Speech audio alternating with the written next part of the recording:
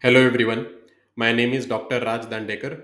I graduated with a PhD in machine learning from MIT in 2022, and I am the creator of the Build DeepSeek from Scratch series. Before we get started, I want to introduce all of you to our sponsor and our partner for this series, Invideo AI. All of you know how much we value foundational content, building AI models from the nuts and bolts. InVideo AI follows a very similar principle and philosophy to that of us. Let me show you how.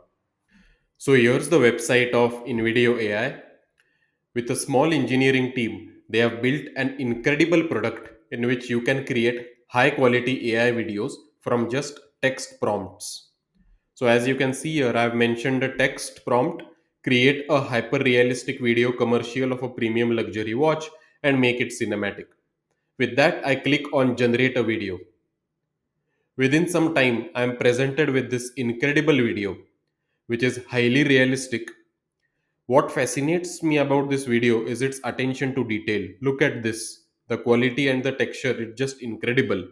And all of this has been created from a single text prompt. That's the power of NVIDIA's product. The backbone behind the awesome video which you just saw is NVIDIA AI's video creation pipeline, in which they are rethinking video generation and editing from the first principles.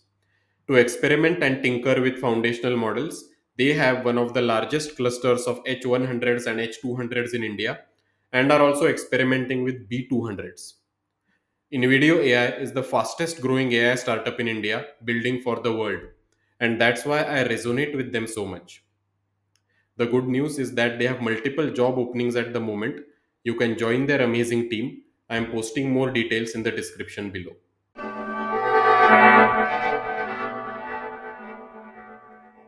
Hello, everyone, and welcome to this lecture in the Build DeepSeek from Scratch series. Today, we have a very important topic to cover, and that is understanding self attention with trainable weights. So, first, let's do a quick recap of what our plan is and what we have been doing so far. So, the main aim of this lecture series is to explain how DeepSeek was built and the innovations which power DeepSeek. We have divided this innovation into four phases. The phase one is with respect to the architecture, phase two is with respect to training methodology, phase three is with respect to the GPU optimization tricks which DeepSeek has implemented, and phase four is with respect to their model ecosystem itself.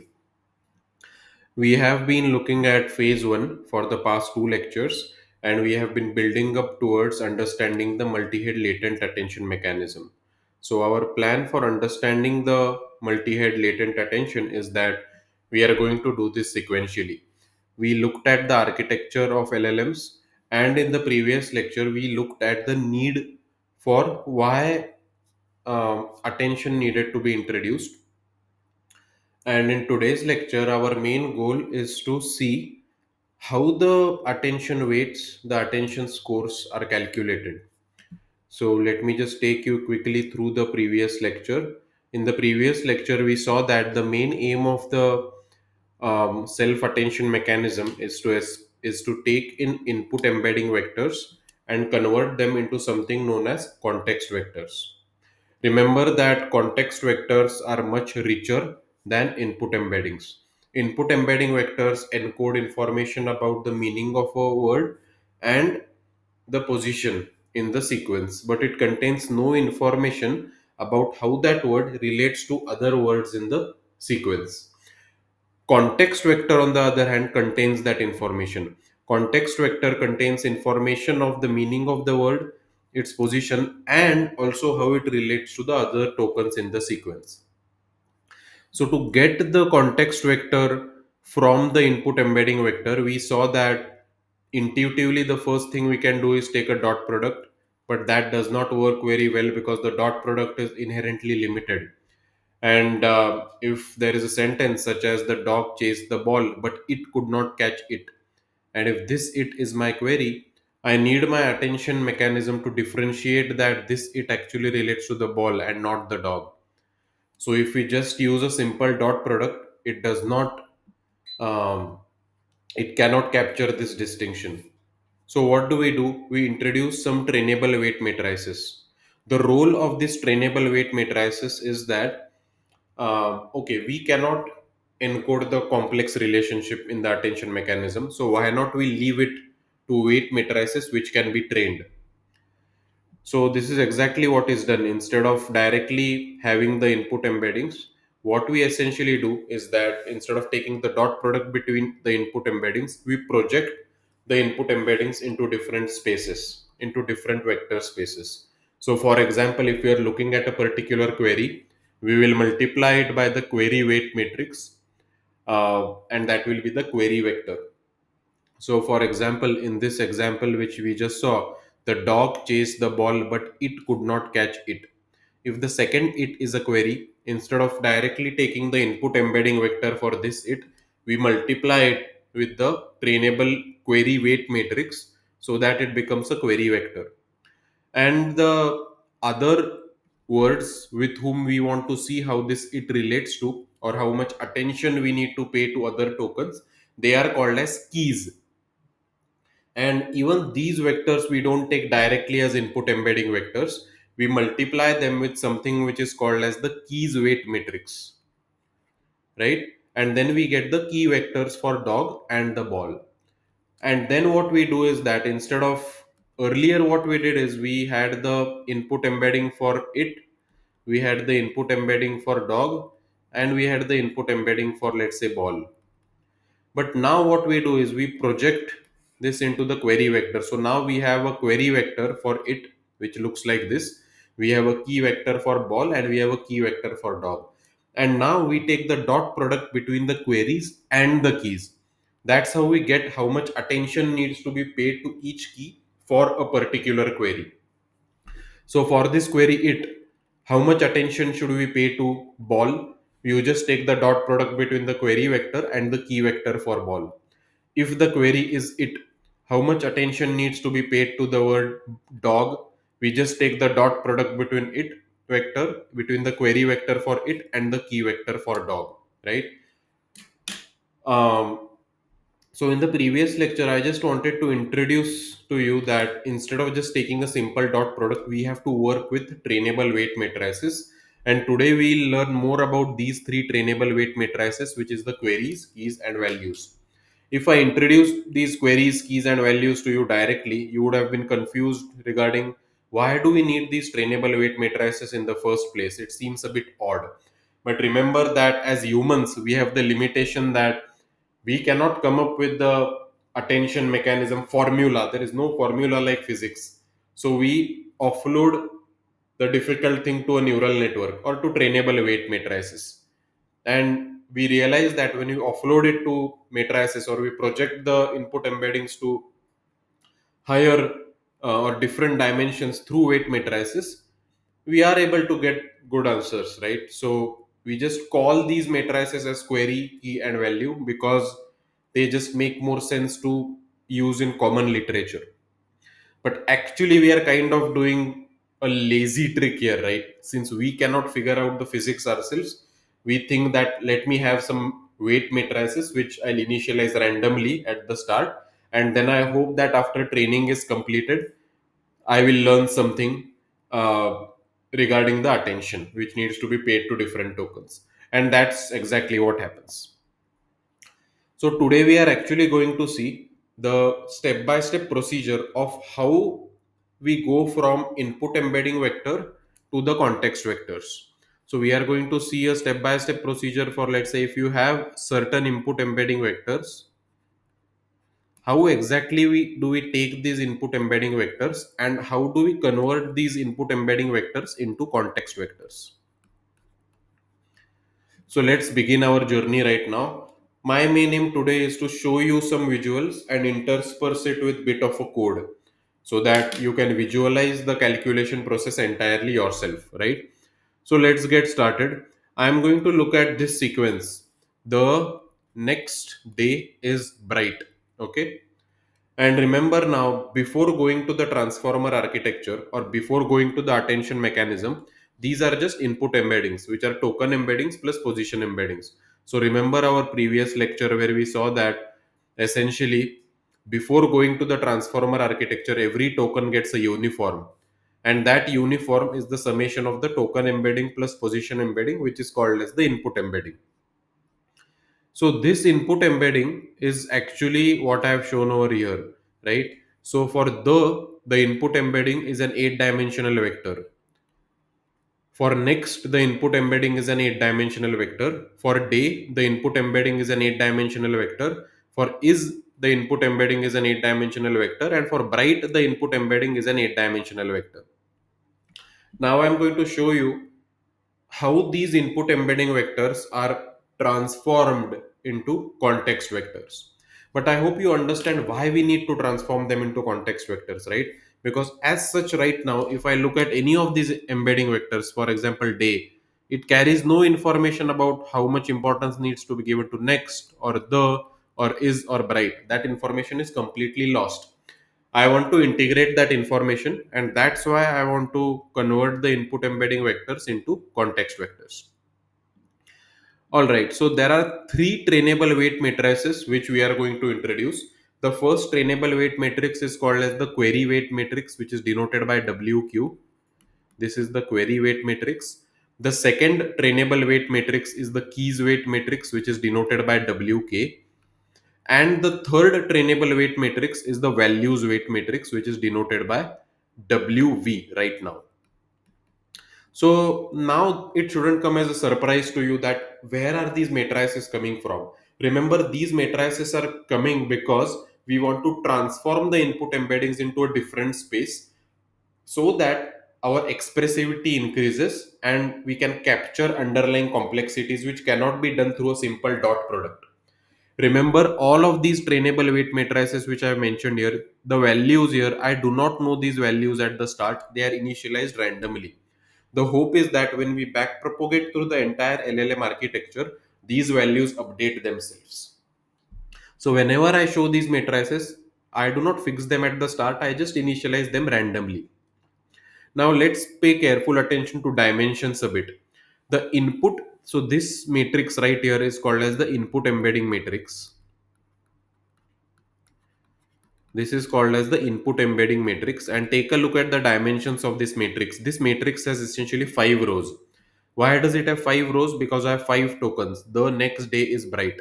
So it has 5 rows and it has 8 columns. Why does it have 8 columns? Because the input embedding dimension for every word, I have chosen it to be 8 over here. You can choose it to be any dimension, but I have just chosen it to be 8 for the sake of simplicity. Now, this is the dimensions of the input embedding matrix. Now, let's take a look at the dimensions of the query, the key, and the value weight matrix, right? If you take a closer look, you will see that the number of rows of these matrices have to be same as the number of columns of the input embedding matrix. So the number of rows, so WQ, WK, and WV, then if you think of them as rows and columns, the dimensions, the number of rows of WQ, WK, and WV have to be equal to the input embedding dimension. That's fixed because we are going to be taking the multiplication. So that's going to be 8 in this case. But the number of columns can essentially be anything, right? So now when GPT-2, GPT-3, etc., their architecture is coded out, the number of columns here, this is also called as the output dimension. So this is called as the output dimension, whereas here we also call it the input dimension or D in. Now the output dimension can be different as well as same with respect to the input dimension, and for GPT-2, GPT-3, etc., it's usually the same. So if it's the same, I'll have D out also equal to 8. But here for the sake of simplicity, I have just chosen D out to be equal to 4. But remember that this value is generally taken to be similar to the D in, which is the input dimension. Uh, but here I want to show you that it can really be anything because the product can still happen even if the column value is different, right? So then my query weight matrix, my keys weight matrix, and my values weight matrix all are matrices whose dimensions are 8 by 4. The first step which I will do is I will multiply my input embedding matrix with the query matrix, and this will give me query vectors. So take a look at the dimensions. A 5 by 8 matrix multiplied by an 8 by 4 matrix. 5 by 8 multiplied by 8 by 4, this will result in a 5 by 4 matrix, right? So these are my query vectors. That's a 5 by 4 matrix. These are my key vectors. That's also a 5 by 4 matrix. And these are my value vectors. That's also a 5 by 4 matrix. The way to interpret this is that every row here corresponds to the token. So the first row is the first token, the second is the second token next, third is day, fourth is, and the fifth is bright. But now remember that from 8 dimensions, we have gone to a 4-dimensional output space. So the space in which we are operating is now different. After this point, we no longer look at the input embedding vectors. All we look at is the query vectors, the key vectors, and the values vectors. This is what I was trying to motivate you at the start of the lecture, that if we directly deal with input embedding vectors and take the dot product, it's limited, right? It does not work. That's why we project them into different spaces.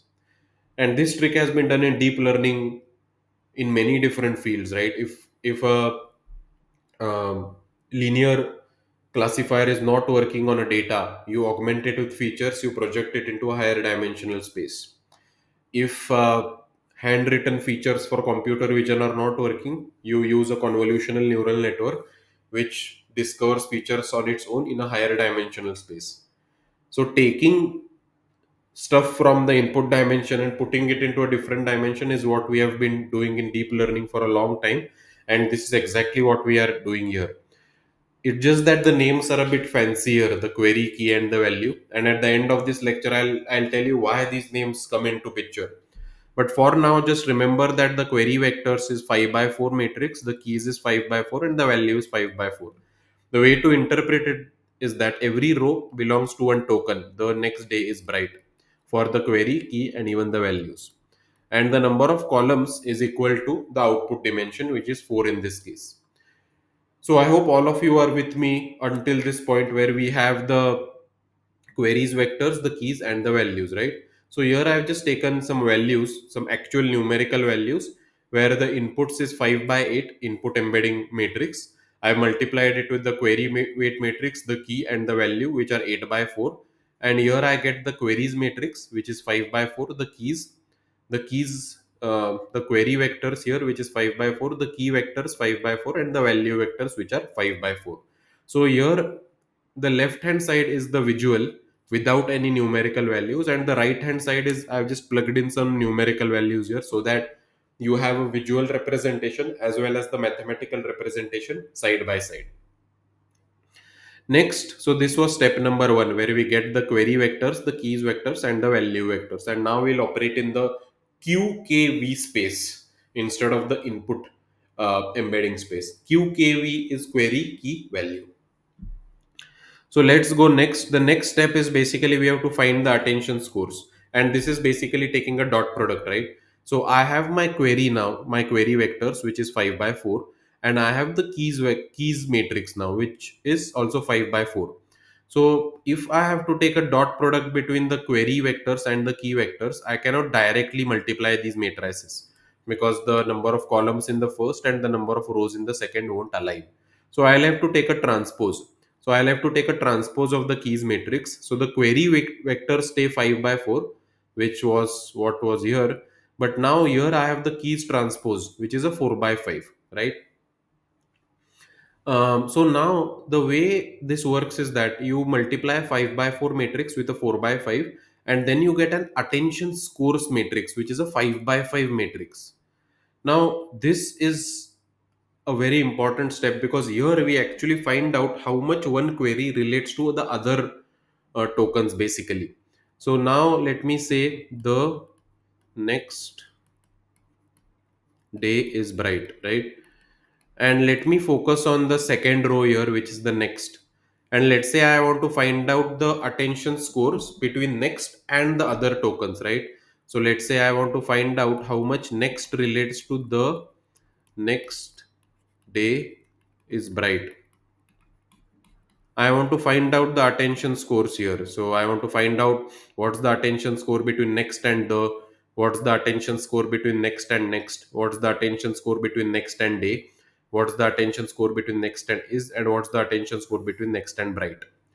So to get the attention score between, let's say, next and the, we'll take the query for this query vector for next, which is this row, and multiply it with the keys transpose of the, which is the first column over here.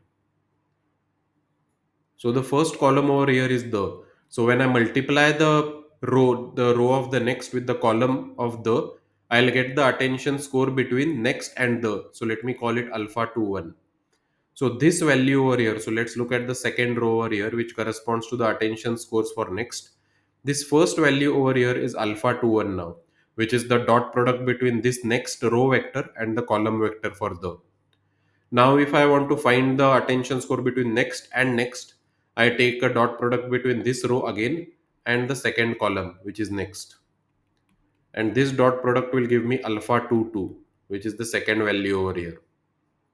If I want to find the, so that's alpha 2 2. If I want to find the attention score between next and day, I take a dot product between this row again, this remains fixed, and the third row here, which is now corresponding to day.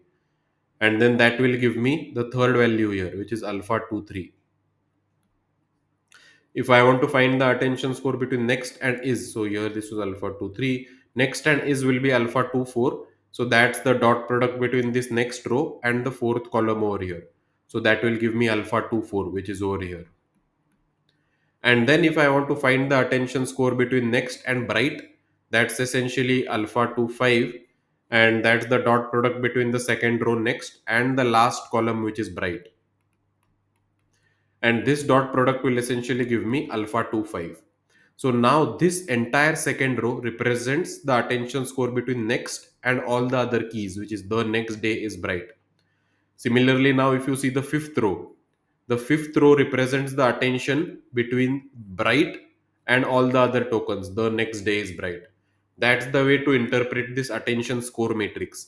Every row of the attention score matrix denotes the attention between that query which corresponds to that row and all the other keys. So if you look at the fourth row, for example, it denotes the attention score between the fourth query, which is, and all the other tokens, which is the next day is bright. So to get this row, you fix the query row and then you multiply it with all the columns in the keys transpose. And that's how you get each value in the row. So every time you think of the attention scores matrix, try to visualize how to interpret every single row of that matrix. And that's when you will truly understand, or you will never forget how the attention scores matrix is calculated. So if the queries looks like this, which is 5 by 4, and the keys transpose is 4 by 5. So here again, I'm showing the mathematical calculations. When you multiply the queries with the keys transpose, you will get attention scores matrix, which looks something like this. So now if you look at the second row is essentially, if next is the query, uh, point 1 corresponds to the attention between next and the. 1.8 is the attention between next and next. Point 6 is the attention between next and day. Point 1 is the attention between next and is. And point 1 is the attention between next and bright. So that's the way you want to interpret the attention scores matrix, right? Okay, now what? There is one problem with this attention scores matrix, and that problem is that when I'm looking at, let's say, next, I want to make statements such as, when I'm looking at next as the query, give 50% attention to the, give 20% attention to next, give 10% attention to day, give 10% attention to is, and give 0% attention to bright, etc. So I want to make interpretable statements like this. So let me repeat what I mean. When I look at next, I want to make statements like give 10% attention to, let's say, the, give 20% attention to next, give 20% attention to day, give 30% give 30% attention to is, and give 20% attention to bright. So I want to make statements like this, so that now when I look at these values, I can immediately say that the maximum attention between all of this is given to next and is, next and is. So essentially what I want to do is that I want all of these values to sum up to 100%. In terms of probability, I want all of these probabilities to sum up to 1, so that I can just look at this pie chart, right? I can just look at this pie chart. The next day is bright. And based on this pie chart, I can see how much attention needs to be paid to each token. Whereas if you see these values right now, let's see.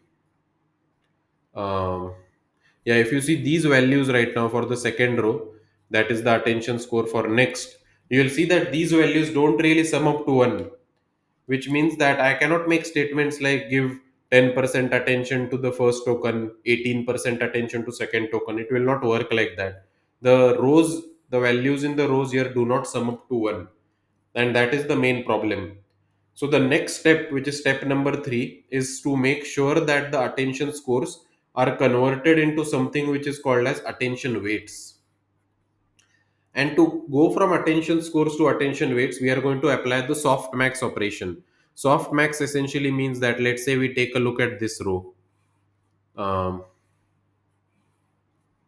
and let me write it down in column format right now. So then in column format, this will become zero point 0.1, 1.8, 0.6, zero point 6, zero point 0.1, and zero point 0.1. What I want to do is I want to somehow convert all of these values so that they lie between 0 to 1 and they also sum up to 1. So the softmax operation, essentially what it does is that if this is x1, x2, x3, x4, and x5. Softmax, what it does, it replaces x1 with e raised to x1 divided by summation. It replaces x2 with e raised to x2 divided by summation.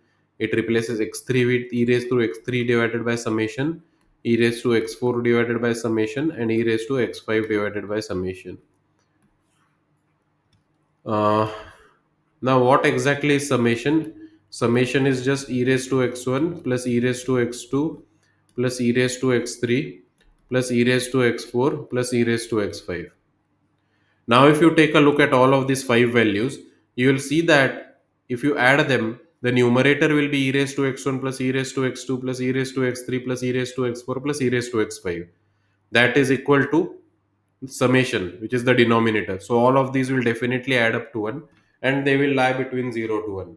Softmax also has the additional important property that it gives a lot of weightage to very high values and very low weightage to very low values. This makes the classification very easy. So essentially, that's the softmax operation which we are going to implement. But the main problem here is that I told you, right? Softmax gives very high attention to values which are very high, and it does not pay that much attention to values which are very low. And that's a big problem for us. So let's say if the attention, let's say if the attention scores are something like this, okay?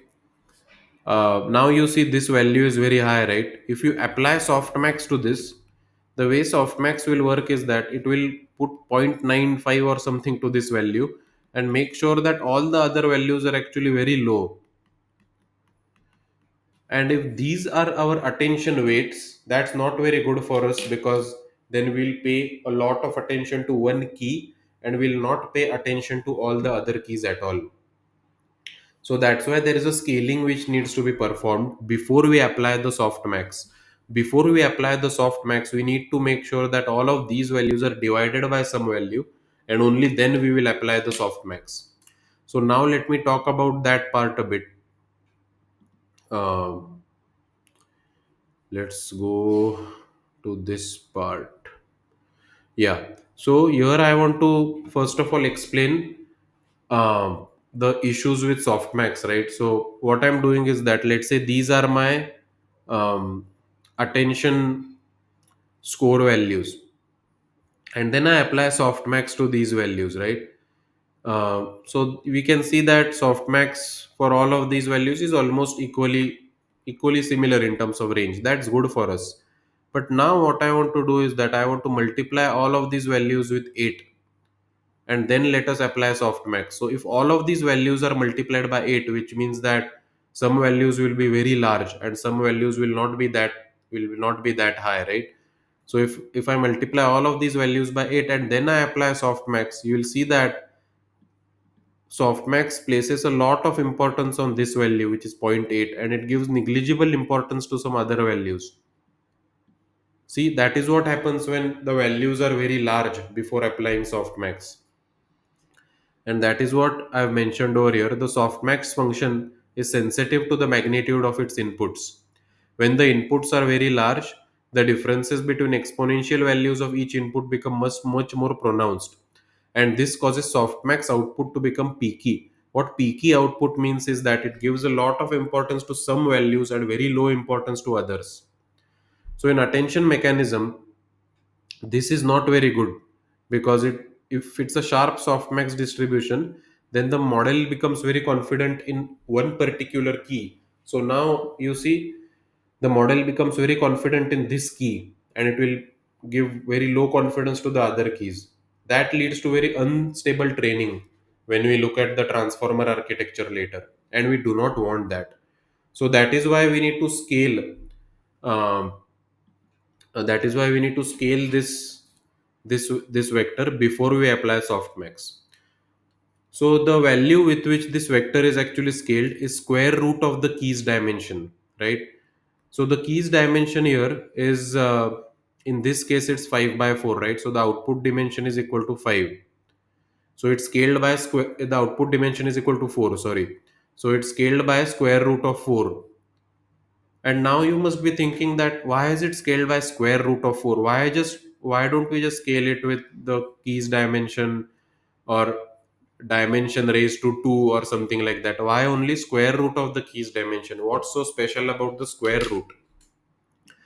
So the main idea here is that, the reason we scale with the square root of the keys dimension is because of a concept of variance. So um, if you take, if let's say this is my queries vector, which is a six dimensional vector, and this is my keys transpose, which is a six dimensional vector.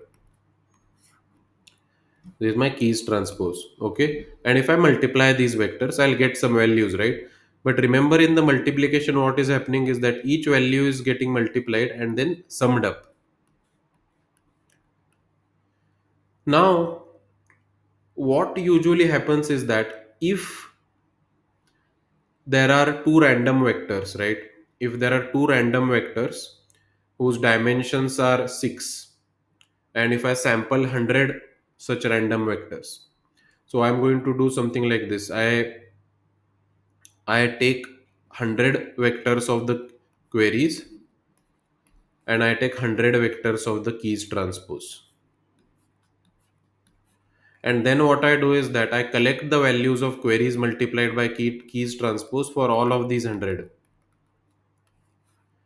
What happens is that the variance of this product, so now I can take these 100 values and I can compute their variance, right? How the distribution is. The variance of this product actually scales with the keys dimension. So as has been mentioned here, the variance of this product scales by the square root of the keys dimension actually. Scales with square root of the keys dimension, which means that as the keys dimensions goes on increasing a lot, or rather as the dimensions of keys transpose here, let's say if that increases, the variance of this product increases a lot. Which means that since the queries and the keys transpose are initialized randomly, these are random vectors, right? Their product can be usually varying from some very high values to some very low values, and we want to avoid that as much as possible. We want to make sure that this product variance is equal to 1, so that the product does not wildly oscillate. The queries and the keys are defined randomly at the start, right? And the dimensions can be very high. So if the dimension is very high, and if the variance actually scales with the square root of this dimension, then that's not very good for us, because it will also make the learning unstable. And to illustrate this concept further, I want to explain it to you with the case of dice, right? So if you are rolling one dice, let's say, and it just has 1 to 6 numbers, right? The average of this is, let's say, 3.5, and the variance is relatively small, that is, let's say, 2.9. There are predictable outcomes. But now what I do is that uh,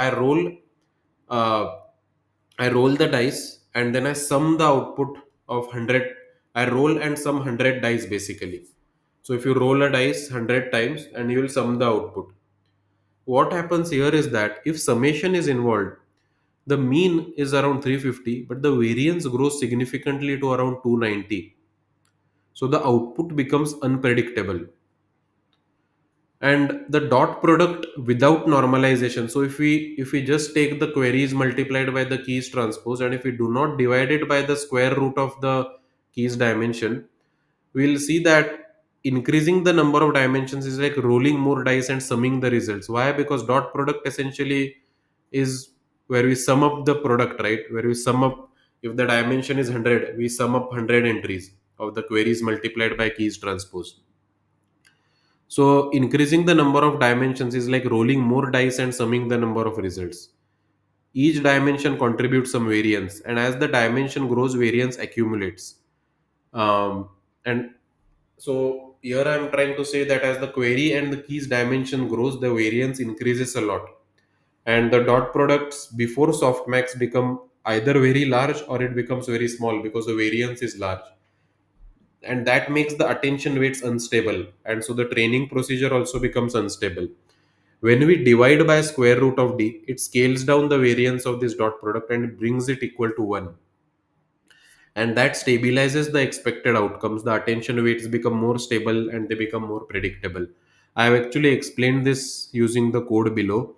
So here what we'll do is that we'll take 1,000 trials, okay, and in each trial we'll generate a, so first we'll do a 5 dimensional query and the key vector, and then we'll do a 100 dimensional query and the key vector, right?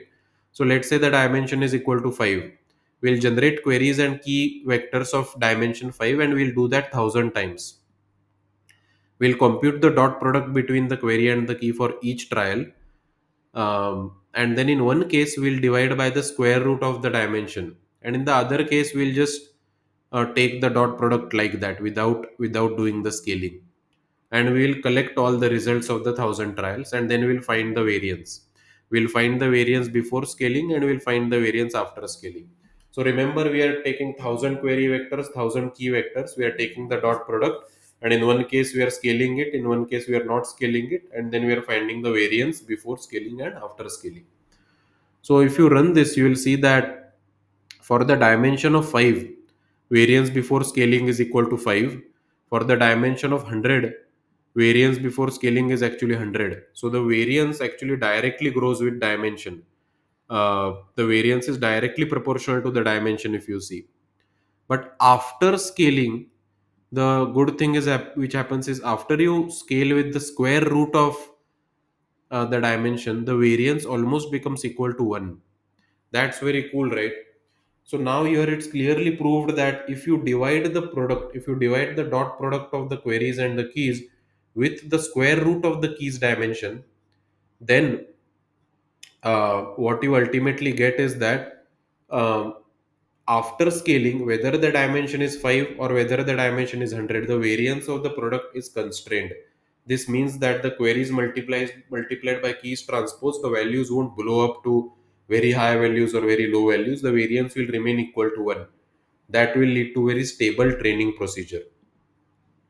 So that's why what we do is that in step number 3, the attention scores are scaled by square root of the keys dimension, which means that we take the attention scores and we divide by square root of keys dimension.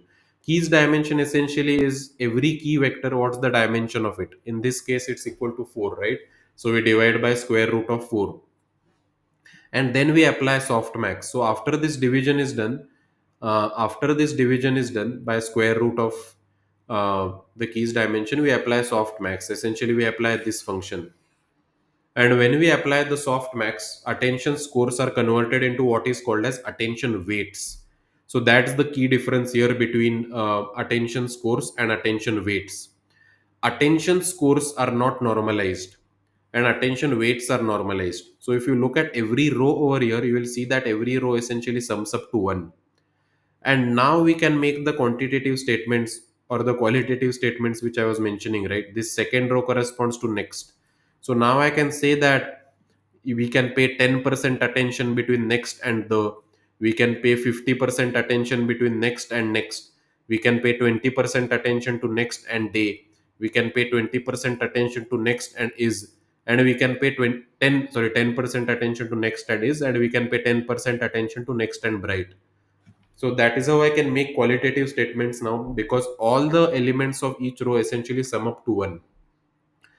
That's the difference between attention weights and attention scores. Attention weights are normalized, they sum up to 1, whereas attention scores are not normalized. And now what we'll do is that we'll come to step number 4. In this step, we actually compute the context vectors from the attention weights. Let's see how that is done. So until now we have the attention weights. That's again a 5 by 5 matrix. And when you see this matrix, again try to visualize what every row represents. So the second row here represents if next is the query, how much attention should I give to the next day is bright. And all of these values will now sum up to 1 because they are normalized.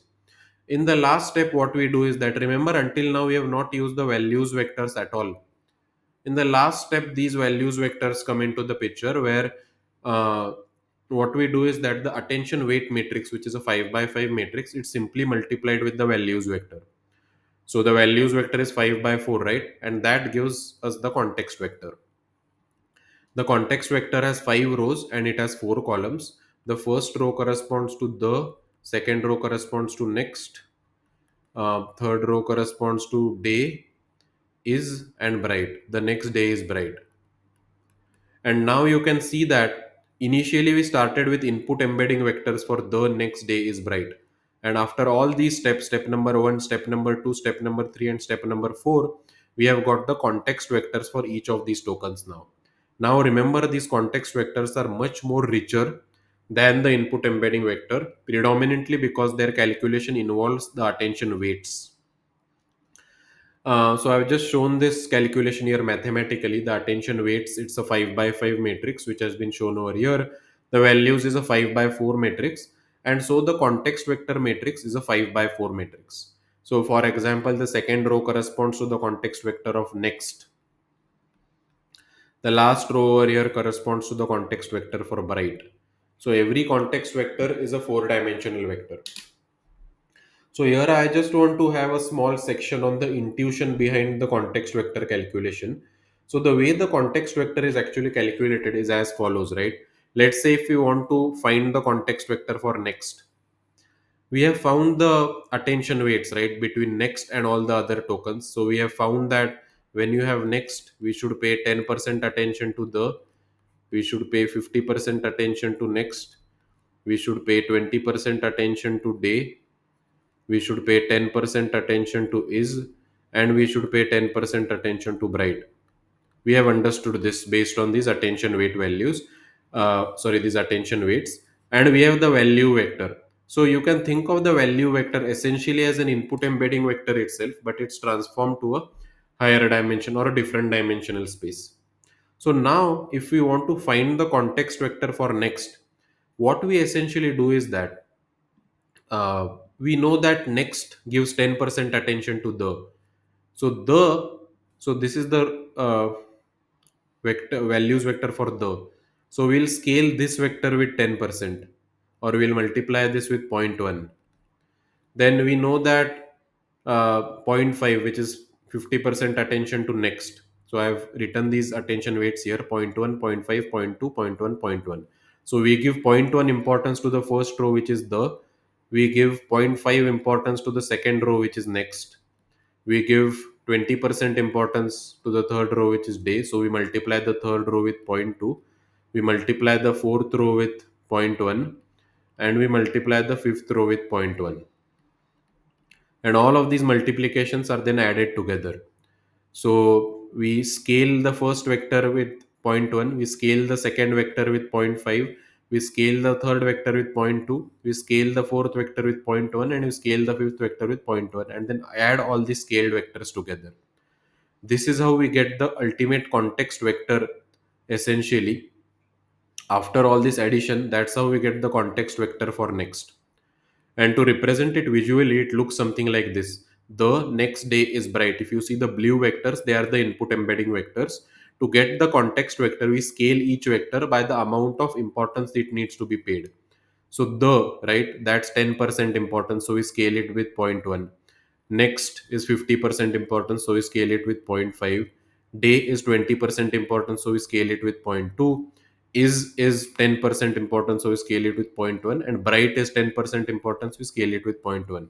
All of these scaled vectors are shown by this green, and then all these green vectors are added together, and that gives me the context vector for next. So in this one figure you can see how the context vector differs from the input embedding vector, right?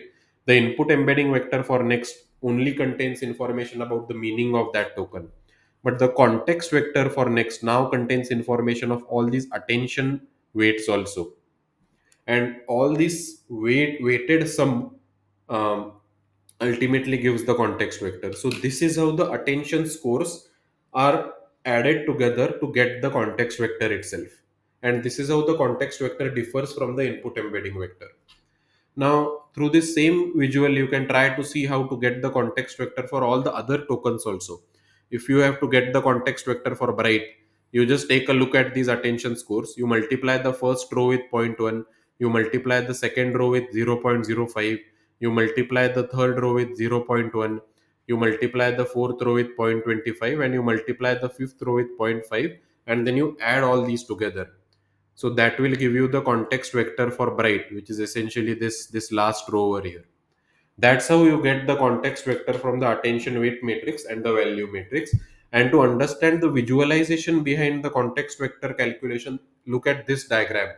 In this one diagram you can see how the attention weights are used as scaling factors, and then the weighted sum is essentially taken to convert us to take us from the input embedding space to the context vector space.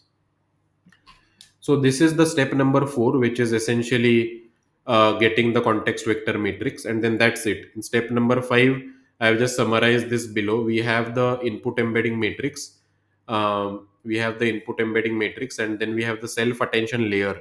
So whenever you see this self attention layer right now, it means all of these steps which have been implemented over here. Step number 1 is multiplication with the WQ, WK, and WV to get the query vectors, the keys vectors, and value vectors. Step number 2 is multiplying the queries with the keys transpose to get the attention scores. Step number 3 is scaling the attention scores with square root of the keys dimension and applying the softmax to get the attention weights. Step number 4 is multiplying the attention weights with the values matrix to get the context vector matrix. That's it. All these 4 steps essentially are involved in the self attention module, which ultimately takes the input embedding matrix and converts it into a context vector matrix. That's it. That's the whole process which is going on in the attention mechanism or in the self attention mechanism. And this process powers the transformer block, which is at the core of why language models work so well. So now if you take a look at our lecture where we had seen the different components of the transformer block, this multi-head attention is where all the magic happens, right? We have the input embedding vectors as an input and the context vectors as output. And now you know how the context vectors are calculated from the input embedding vectors. Why is this called multi-head attention? We'll see that in the next lecture, but for now I hope you have understood the mechanism behind the self attention, uh, behind self attention. And I've just written a small code over here to demonstrate this to you. So let's call this a self attention class. So we initialize the query weight matrix, the key weight matrix, and the value weight matrix. Initially we initialize them randomly, and we set bias equal to false because we just have to multiply the input embedding matrix with these. And then in the forward pass, what we do is we get the keys vectors, the query vectors, and the value vectors by multiplying the input embedding matrix with the trainable key matrix, trainable query matrix, and trainable value matrix. That's essentially step number 1, which we looked at. Then we come to step number 2, where we get the attention scores by multiplying the queries with the keys transpose, right? Then we come to step number 3. In step number 3, we essentially first divide by the square root of keys dimension, and then we apply softmax. And then finally we come to step number 4, which is multiplying the attention weights with the value matrix to get the context vector matrix. That's it.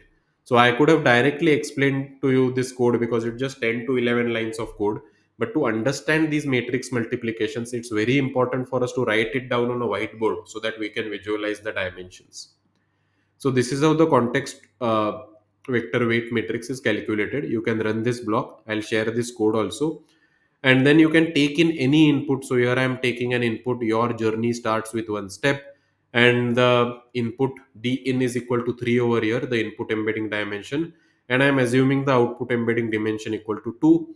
And let me just run this. So here we can see that the input embedding matrix is ultimately converted into the context vector matrix when we pass it through this self attention class. That's it. It's as simple as that. To retain the dimensions of what we had in the current code, what we can actually do is that we can make sure the input is 8 dimensions. So let's take it. Let's make the code similar to what we had here. So the next day is bright, right? Let's say this is next day is the next day is bright, and let's say, so now this is not needed.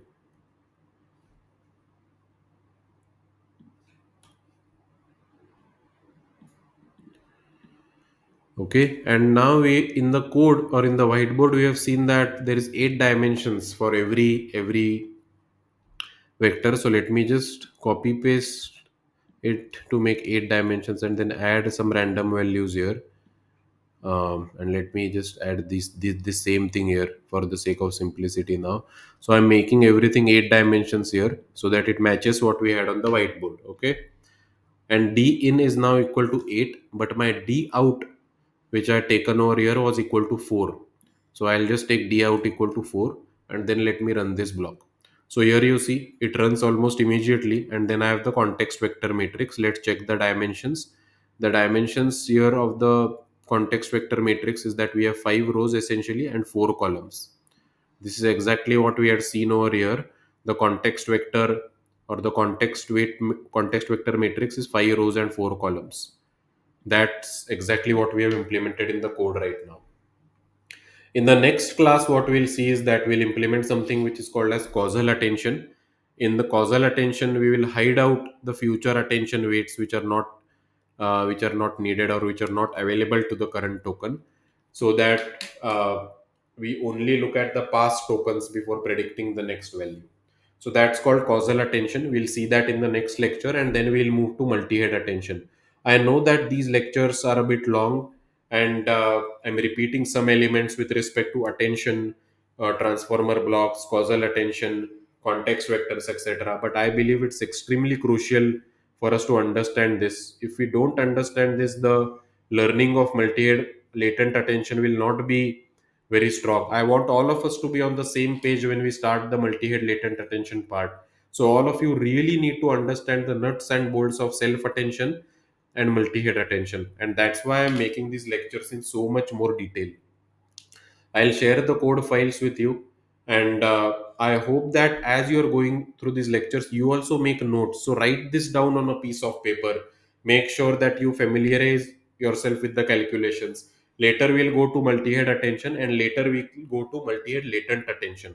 So remember that it's a multi-step journey. It's not easy. This is not going to be a 30-minute course. It's going to be a course of 35 to 40 videos, and it will be a very, very detailed course. I intend to make it like a university lecture, right?